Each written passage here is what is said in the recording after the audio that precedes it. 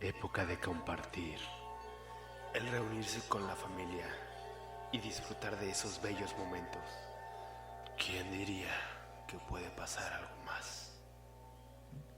La siguiente historia se titula Una Navidad escalofriante. Era el día de Nochebuena y yo todavía era un estudiante de primer año en la escuela secundaria. Hace tiempo mi familia se encuentra separada, así que normalmente intercambiamos el día de Navidad y la víspera navideña cada año. Ese año había regresado a casa temprano de la fiesta de Navidad de mis abuelos.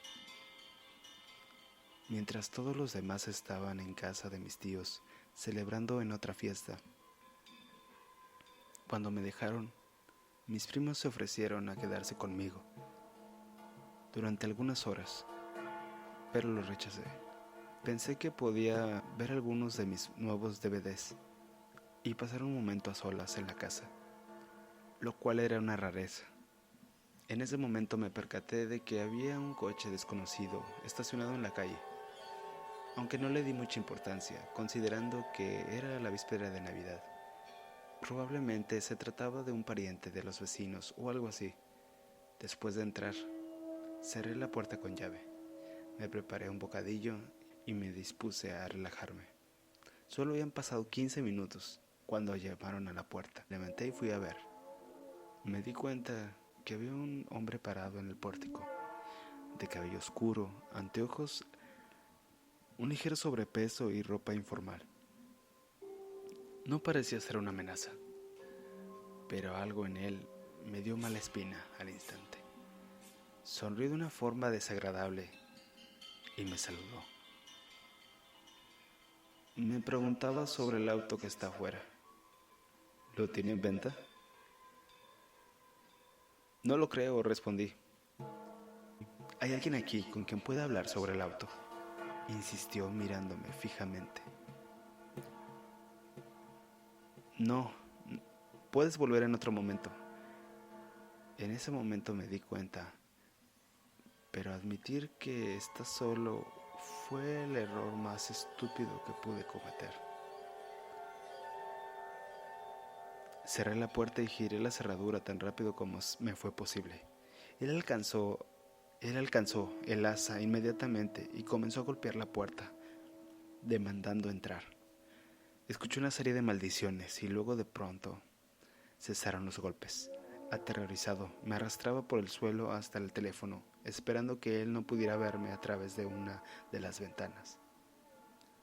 Entonces escuché los ruidos. Nuestra casa tenía una de las puertas del garage abierta, la cual conectaba con la lavandería. Ahí la cerradura de la puerta estaba rota y nadie se había molestado en arreglarla aún. En ese momento escuché al hombre gritar por el cristal de la ventana. Pude verlo correr hacia su auto y huir. Era el mismo vehículo sobre el que él estaba preguntando, por lo cual sentí un escalofrío al darme cuenta de que todo había sido planeado desde el principio. Afortunadamente, mi tío había llegado justo a tiempo para ahuyentarlo. No tengo idea de lo que habría pasado si él no hubiera estado ahí para defenderme. Lamentándome, no obtuvimos el número de la placa de su coche y a pesar que levantamos un reporte policial, las autoridades nunca lograron dar con él. Desde esa Navidad nunca más he querido volver a estar solo durante las vacaciones. Nuestra siguiente historia se titula Alguien está en casa en Navidad. Esto ocurrió en el 2012. Acababa de cumplir 16 años y se acercaba la Navidad. Mis padres solían esconder los regalos para mí y para mi hermana debajo de las escaleras, mientras que los que recibíamos de familiares se quedaban en el árbol de Navidad. Ese año solo había una pequeña bolsa de regalos de una de mis tías. Una noche me fui a dormir a la 1 de la mañana. Dejé mi laptop en el sofá. Apagué el televisor y las luces. Fui a mi habitación y me dormí. Era día de escuela y mi alarma me despertó como de costumbre. Me arreglé igual que siempre y bajé las escaleras. Entonces noté que la puerta de la cocina estaba ligeramente abierta. La habíamos cerrado todas las noches para que no se salgan los gatos, pero asumí que uno de mis padres habría ido a comprar algo, así que la cerré y fui por mi computadora. Pero cuando entré en la sala, no estaba donde la había dejado. Miré a mi alrededor sin saber si alguien la había movido o simplemente la había dejado en otro lugar. Tampoco estaba mi cargador ni el maletín donde lo guardo. Molesto pregunté a mi madre si la había tomado, pero ella se negó a haberla visto. No había mucho que pudiera hacer, así que me fui a la escuela. No fue sino hasta después de que llegué a casa que mis padres me sentaron y me dijeron que alguien había entrado a casa anoche. Habían robado mi computadora junto con la bolsa de pequeños regalos de Navidad. También habían robado a uno de nuestros vecinos.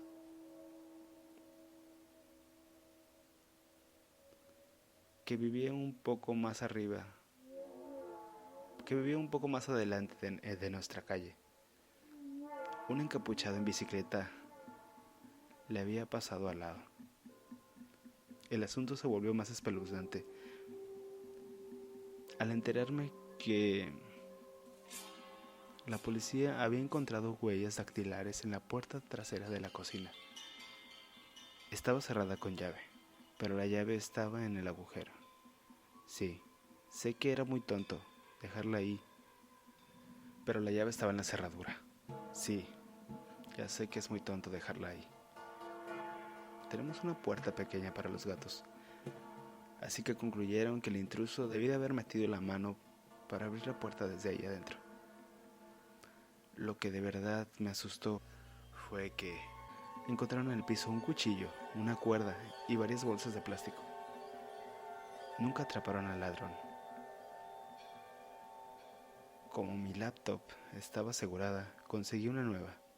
Cambié todas mis contraseñas para mi correo electrónico, Facebook, etc. Afortunadamente nunca me ha pasado nada, aunque sigo teniendo dudas sobre si me robaron mi portátil solo para venderla o para usarla. Aunque todos dormimos profundamente esa noche y no tuvimos que encontrarnos con el rastro que interrumpió en mi casa, todavía pienso en lo que habría sucedido de no haber sido así. ¿Qué intenciones tenía esa persona? ¿Y por qué llevaba esas cosas al momento de entrar en nuestra casa? ¿Realmente las habría usado contra nosotros? Hoy en día mantenemos la llave de la puerta trasera arriba y tenemos una nueva alarma de seguridad. Todavía siento escalofríos cuando me levanto por las noches. La siguiente historia se titula Tarjetas de Navidad. Estaba firmada con un nombre masculino y enseguida habían inscrito el nombre de una ciudad. Esta ciudad en particular es muy conocida por albergar una institución mental de criminales desquiciados y muy peligrosos. Tiene una población de solo 4,000 habitantes, por lo que la institución es lo primero que piensas cuando escuchas el nombre de la urbe. Lo dejamos pasar, pensando que la persona que vivía en el departamento antes no había dado su nueva dirección a quien envió esa tarjeta. Casi lo habíamos olvidado cuando ocurrió lo mismo la siguiente Navidad. firmada por la misma persona, con el mismo remitente del año anterior. Esta vez nos asustamos, ya que recordamos que la persona que vivía en el departamento era un anciano que había fallecido tras habitar aquí durante décadas. No obstante, aparentemente no había nada más que pudiéramos hacer. Ahora, aquí es cuando las cosas se ponen realmente espeluznantes. Mi hermana tuvo el apellido de nuestros padres, ya que ellos no se casaron sino hasta un mes después de que ella nació. Actualmente ella ha decidido usar el nombre de nuestra madre, que es más exótico, y yo he decidido usar el nombre de nuestro padre, pues es uno de los más comunes en nuestro país. Esto es importante porque la siguiente Navidad, en el 2012, me mudé a casa de mi papá, a unas 20 millas de distancia, en medio de la nada. Un par de días antes de la víspera de Navidad, mi hermana vino a pasar las vacaciones. Al día siguiente, había una nueva tarjeta en nuestro buzón. Tenía la dirección de mi hermana escrita en ella. Como de costumbre, estaba esperando en el buzón de correo de nuestro padre. Esa casilla de correo no tiene su apellido, ya que nuestra madre falleció antes de esto. La tarjeta no pudo haber llegado ahí por el correo, ya que no hay conexión entre ambas direcciones. Aún así, tenía estampados los sellos que demostraban que había sido enviado con correo. Es que quien haya enviado la tarjeta debe de haberla recogido por mi hermana al darse cuenta de que no estaba en casa. Luego, de alguna manera, quizá por medio de Facebook, descubrió dónde estaba. También existe la posibilidad de que esas tarjetas sean para mí. Hasta el día de hoy no hemos descubierto de dónde vienen esas tarjetas. Y en serio, estoy muy asustado.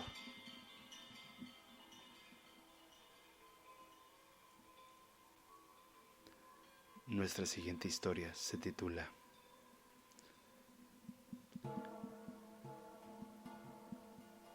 Una llamada telefónica en Navidad. Soy el menor de 5 hermanos. Mis hermanos mayores son de 5, 6, 7 y 8 años más que yo. Así que hubo momentos en los que mis padres estaban fuera de la casa y mis hermanos, uno o más, se quedaron para cuidarme. Tenía 10 años y solo estábamos yo y mi hermana Dawn, de 16 años, en casa. Esto ocurrió en el verano de 1981. El teléfono sonó y fui a contestar. La persona que llamó se escuchaba muy alegre y pidió inmediatamente hablar con mis padres, a quienes mencionó por su nombre y apellido. Recuerdo pensar que sonaba familiar, como si fuera un colega del trabajo de mi padre o algo por el estilo. De todas maneras, le dije que no estaban en casa y él se escuchó bastante triste al saberlo. Me dijo que mis padres habían acordado recoger algunos artículos para él, empaquetarlos en bolsas de comestibles y dejarlos en el pórtico. Lo cierto es que esto era algo que solían con ropa y juguetes, para donarlos a organizaciones benéficas. Hasta ahora, todo tenía sentido. En ese momento me preguntó si podía escribir la lista de las cosas que necesitaba. Agarré el pequeño bloc de papel y el lápiz que teníamos junto al teléfono y le dije que sí. Comenzó a nombrar algunos artículos normales. No recuerdo cuáles eran con exactitud, pero en un punto se detuvo y me preguntó: ¿cuál es tu color favorito? El púrpura, respondí sin pensar. ¿O crees que eso es demasiado exagerado para ropa interior? Fruncí el ceño,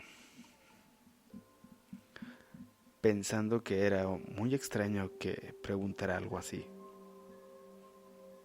No, supongo que no. Me dijo que lo escribiera en la lista. Luego me dio algunos artículos más y me dijo: ahora esta parte es importante. ¿Está bien? ¿Estás listo? Le dije que lo estaba y él dijo: necesito 8 biberones de esperma. Necesito 8 biberones. Y me paralicé.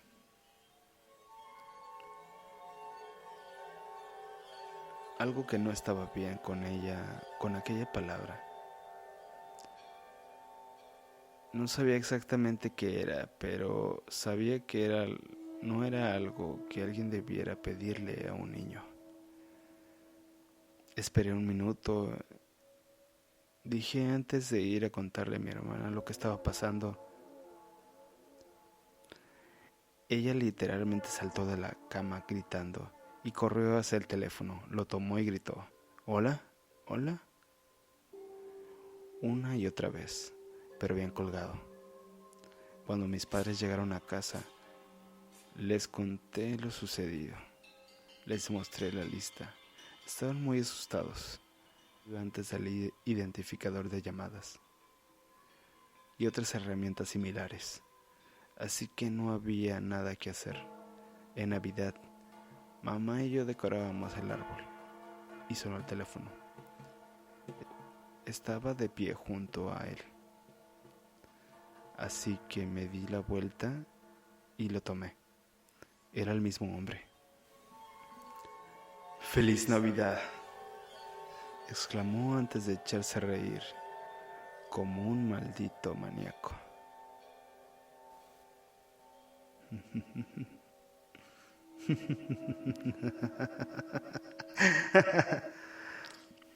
Asustado, colgué de golpe. Fue la última vez que lo escuché.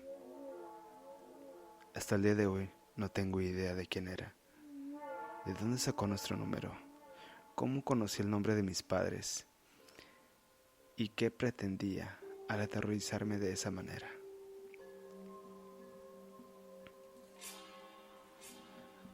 La siguiente historia se titula Mi amiga del cementerio. Todo comenzó cuando tenía 4 años. Mi abuela solía llevarnos al cementerio a ver a nuestro abuelo que había fallecido. Y como toda niña, empecé a correr y a jugar entre las tumbas. Y me frené en una que llamó mi atención. Era una tumba que tenía forma de casita, con unas rejas y ventanas. En el vidrio había juguetes, pues la tumba era de una niña. Me quedé jugando ahí y luego nos fuimos. Cada vez que íbamos al cementerio, siempre me iba a la misma tumba a jugar. Un día mi hermana fue a buscarme y me dijo que dejara esos juguetes, que no tenía que tocar nada. Y yo la miré y le dije: sí, Mariana. Pero Mariana, ella me deja jugar con sus juguetes. Mi hermana, horrorizada, vio el nombre de la tumba Y era el mismo nombre que le había dicho a ella. se asustó mucho, pues yo era muy chica y no sabía leer. Entonces mi hermana me llevó a donde estaba mi familia. Desde ese día no quisieron volver a llevarme al cementerio, porque después de ese día empezaron a pasar cosas en mi casa. Mis hermanos no podían dormir en la noche, escuchaban ruidos y veían sombras. En uno de esos días le pregunté a mi mamá por qué mis hermanos tenían miedo y ella me contó lo que ellos decían entonces. Sonriendo le dije que no debían tener miedo, que era mi amiga, Mariana, quien jugaba por la casa. Mi mamá, asombrada, me creyó y al día siguiente fue a la iglesia a pedir consejo, pues no sabía qué hacer ahí. Le dijeron que tenía que rezar y pedirle al espíritu que se fuera. Mi mamá continuó haciéndolo unos días, hasta que todo dejó de pasar y la casa volvió a la normalidad. Pasaron los años y volvieron a llevarme al cementerio con toda la familia. Conocí esa historia y un tío fue quien me dijo que lo llevara a ver la supuesta tumba donde solía jugar. Y aunque habían pasado los años, seguía recordando cómo era y lo llevé. La vimos y él leía todo lo que decía en la placa que su familia había puesto. Mi tío buscaba la fecha de nacimiento y fallecimiento para ver desde qué año estaba esa tumba ahí, pero no había ninguna fecha, solo estaba la del fallecimiento. Así que nos fuimos. Ahí, como no recordaba el nombre, lo leí y era Mariana. Había pasado el tiempo y mi abuela ya había fallecido. Fuimos a visitarla y a mi abuelo también. Cuando fuimos, fui a visitar a la tumba de la niña, pero ella no estaba. La busqué con un familiar, la describí como era, pero no logré encontrarla. Así que desde eso no he podido volver a visitarla.